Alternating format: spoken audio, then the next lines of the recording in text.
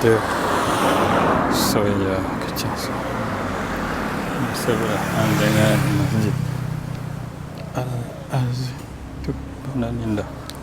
Saya sekarang ni berada di tepi Al-Azim. Kita terjah tu dia punya Al-Aqsa.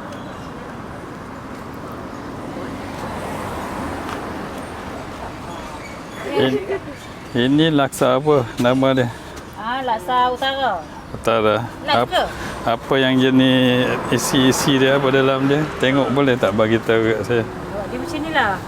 Ada bawang, ada timun, telur, limau kasturi. Laksa lah. Korang kenapa? Lagi. Itu dia punya. Ini kuah dia. Kuah dia version kita version tumis. Lain sikit lah, lain daripada lain. Oh, dia kena masak ke apa? Saya masak dulu kuah dia sambal sampai pecah minyak saya masak. Dia color macam ni lah. Oh, mantap. InsyaAllah sedap. Penang punya, ngam-ngam Penang punya ni. Dia apa? Utara ke apa? Utara lah, utara. Utara. Kalau Penang tu dah lah. Dari pukul berapa sampai pukul berapa ni? Saya buka pukul biasa Isnin sampai Khamis, pukul 2 sampai pukul 6.30. Dekat mana bagi tahu?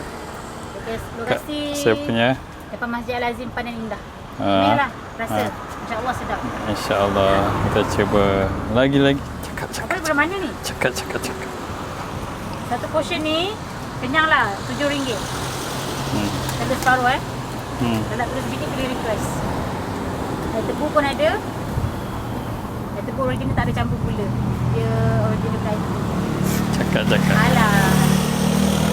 Tinggal lah guna ikan sardin fresh. Bukan sardin tak campur ikan. Tak apa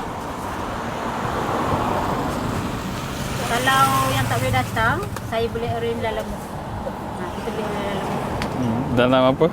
Kalau yang tak boleh datang dekat gerai beli, kita Dia boleh arrange online lah. Online. Bagi tahu apa nama online dia? Boleh cari. Tapi biasanya kalau ni orang ambil dalam grup. Saya masih ada masuk grup lah. Kalau walk in, direct sini terus. Kalau nak booking, ada WhatsApp, nombor telefon lah. Kalau nak apa ni, nak kontak saya 013 231 7531 kat City. Kalau nak booking lah, nak datang petang ke macam tu, booking dulu. Kalau nak order banyak-banyak pun boleh. Untuk event apa-apa, untuk birthday, untuk wedding tu saya buat. Tapi kena beritahu awal lah. Kalau ada beritahu lambat saya tak boleh buat lah. Okey, cakap perlahan nombor. 013 231 7531 kat City. Lokasi depan Masjid Al-Azim Pandan Indah. Depan masjid betul-betul. Masya-Allah. Ini masjid ni. Okey. Tutup pukul apa? Sampai 6.30 lah. 6.30. Kalau Okey. jual buka awal sikit, pukul 12.30 sampai pukul 6.30. Okey, itu saja.